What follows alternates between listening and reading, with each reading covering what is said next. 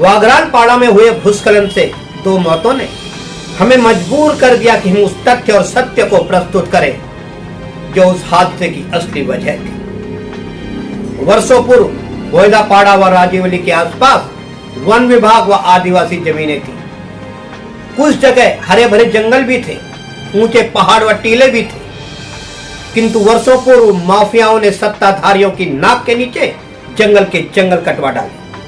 ऊंचे पहाड़ व टीलों का सीना छलनी कर उन्हें समतल मैदान में तब्दील कर दिया। फिर उन्होंने कई चाल बिल्डरों को चाल व गाले बनाने के ठेके दे दिए और फिर चाल बिल्डरों ने ग्राहकों तक सीधी पहुंच बनाए रखने के लिए वैसे रेलवे स्टेशन के आसपास अलग अलग नामों से कई दुकानें स्थापित की तथा घाट लगाकर गरीब व जरूरतमंद लोगों को गुमराह कर उन्हें सस्ते घर उपलब्ध करवाने के नाम पर हजारों परिवारों को बोयदापाड़ा व राजीवली के आसपास कुछ ही सालों के अंदर बसवा दिया।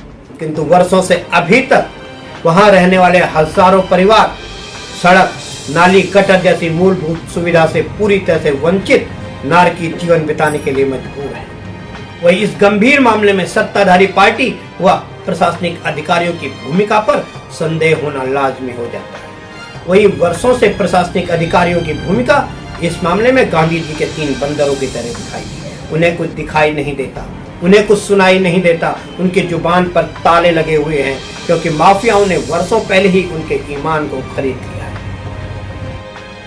देखिए बोयदापाड़ा व राजीवली के आसपास हजारों परिवारों को बसाने के पीछे की असली हकीकत। 13 जुलाई 2022 ये वो मनहूस दिन था जिस दिन वसई के वागराल पाड़ा में पहाड़ ढहने से एक मकान पूरा मलबे में दब गया, जिसमें घर के मुखिया सहित उनकी बच्ची की मौत हो गई। वहीं एक बच्चा और उसकी मां बुरी तरह से घायल हो गए, जिन्हें उपचार के लिए एक निजी अस्पताल में भर्ती करवाना पड़ा। अब सवाल ये उठता है कि इस दुखद घटना का जिम्मेदार किसे ठहराया जाए। इस विषय में लोगों की अलग अलग राय हमें प्राप्त हुई। कुछ लोगों ने कहा कि तत्कालीन प्रशासनिक अधिकारी इस घटना के जिम्मेदार हैं। यदि प्रशासन का हर विभाग, चाहे मनपा हो, महसूल विभाग हो, पर्यावरण व वन विभाग हो या तहसील प्रशासन, अगर इनमें से कोई भी अपनी जिम्मेदारी ठीक से निभाता तो आज हमें यह दिन नहीं देखना पड़ता। घटना के बाद वसई विरार महानगर पालिका, तहसीलदार, महसूल विभाग और वन विभाग की आंखें खुली और आनन फानन में बोयदापाड़ा वागराल पाड़ा में अवैध रूप से बने कई घरों पर तोड़क कार्रवाई की गई। वहीं कुछ लोगों ने आरोप लगाया है कि इस घटना में मुख्य आरोपी वो परप्रांतीय बिल्डर हैं जिनके द्वारा इस क्षेत्र में हजारों परिवारों को बसाया गया है। पर शायद उंगली उठाने वाले ये भूल गए कि इन परप्रांतीय बिल्डरों को अपने लालच व निजी स्वार्थों के चलते यहाँ के स्थानीय व भूमिपुत्रों ने उन्हें पनपने के लिए उचित माहौल ही नहीं दिया, बल्कि हर संभव सहयोग भी किया है, जिसमें प्रशासनिक अधिकारी व जनप्रतिनिधि भी शामिल थे। वहीं इस वागराल पाड़ा, बोयदापाड़ा और राजीवली क्षेत्रों में वर्षों से चौल बनाने तथा लोगों को गुमराह करके इन क्षेत्रों में बसाने की प्रक्रिया में लगे हुए थे, जिनमें मुख्य तौर पर Sheetal reality, Disha developers, star reality, Khan builder and developers, Rudra reality, SN reality, Ashiana reality, Suraj developers, Raj reality, Aarohi builder and developers, Ashirwad builder and developers, Shubham group, SK builders, Ansh reality, Jyoti builder and developers, Shivansh reality, Shraddha developers, Ujjwal group, Saurabh builders आदि शामिल हैं। वहीं इस घटना के बाद वागराल पाड़ा व उसके आसपास घर बेचने के नाम पर ठगी व जालसाजी करने वाले कुछ चाल माफिया तो ऐसे गायब हुए जैसे गधे के सिर से सींग। तो वहीं कुछ बिल्डर अपना फोन बंद कर सीधे अपने गांव जौनपुर तथा उत्तर प्रदेश के अन्य क्षेत्रों के लिए रवाना हो चुके हैं, जबकि कुछ बिल्डर अपना कार्यालय खोल चुके हैं तथा उनका फोन भी नॉट रीचेबल आ रहा है। अब आप इसे देखिए।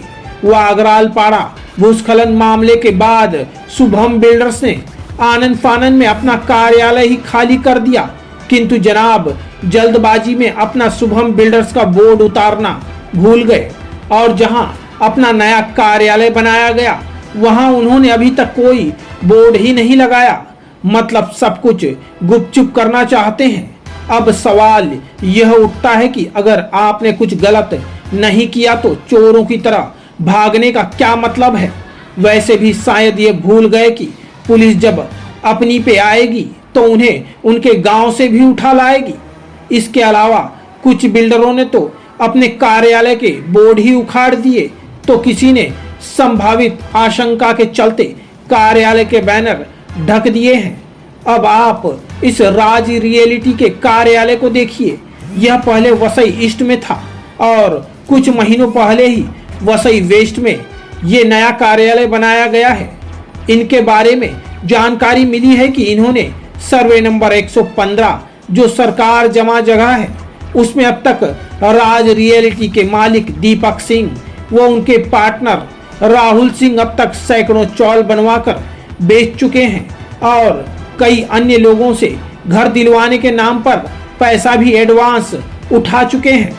और जब तक हमारी मीडिया टीम इन खबरों की पुष्टि करने इनके कार्यालय पर गई तो राज रियलिटी के मालिक दीपक सिंह व उसका पार्टनर हमें बविया प्रमुख हितेंद्र ठाकुर तथा बविया के चाणक्य कहे जाने वाले राजू पाटिल के नाम की धौंस देने लगे। इसका मतलब दाल में कुछ काला नहीं बल्कि पूरी दाल ही काली है। अब आप इनके कार्यालय का बोर्ड देखिए। इस आधे बोर्ड में काली पन्नी लगाकर रखी है। अरे साहब, बैनर पर काली पन्नी लगाने से आपकी काली करतूतें थोड़ी ही छिपेंगी। आप जैसे लोगों के चलते ही तो आज एक परिवार ने अपना मुखिया और उनकी बेटी खो दी है। वहीं कुछ बिल्डर तो स्थानीय पुलिस से अच्छे से साठ गांठ कर रखते हैं ताकि किसी ग्राहक के साथ ठगी के मामले में पुलिस मुख्य दर्शक बनी रहे और उन पर आंच तक न आए। कुछ सातिर चौल बिल्डरों का दावा है कि पुलिस प्रशासन के साथ उनके मधुर संबंध हैं, जिसके चलते उनका कोई कुछ नहीं बिगाड़ सकता। अब सवाल उठता है कि कुछ चौल बिल्डरों के द्वारा किए गए इस प्रकार के दावों के प्रत्युत्तर में स्थानीय पुलिस द्वारा किस तरह की भूमिका निभाएगी। हालांकि हमारी मीडिया तहकीकात में कुछ बातें सामने आई हैं और जिनका जिक्र निकालना आवश्यक है कि इन चाल बिल्डरों एवं प्रशासन के बीच कड़ी का काम करने वाले कुछ सफेद पोश हैं जो समाज में अपना बड़ा रुतबा रखते हैं। वे सत्ताधारियों के काफी करीब हैं तथा अन्य राजनीतिक पार्टियों से भी उनके मधुर संबंध हैं। वे इन चौल निर्माताओं को संरक्षण देने की एक बड़ी कीमत वसूलते हैं और उसका कुछ हिस्सा स्थानीय पुलिस से लेकर सभी प्रशासनिक विभागों तक पहुंचाते हैं। वसई से क्राइम रिपोर्टर्स टीवी न्यूज की एक रिपोर्ट। वागराल पाड़ा भूस्खलन मामले में प्रशासनिक अधिकारियों तथा चाल माफियों की भूमिका अपने स्पष्ट करने का प्रयास किया। वही अब देखना यह होगा कि इस अति संवेदनशील मामले में मीरा महेंद्र वसई विरार पुलिस आयुक्त किस तरह का संज्ञान लेकर आगे की कार्यवाही किस तरह करते हैं। जिसने मेरी हर सुबह को बनाया खास और मेरा हर पल साथ दिया, वो है ब्लैक मस्ती कड़क चाय। कभी कभी तेरा साथ बेमतलब दुनिया से बेहतर है। हर पल एक नई ताजगी का एहसास, हर दिन को बनाए मैजिकल। ब्लैक मस्ती कड़क चाय, एक कप चाय जिंदगी के नाम।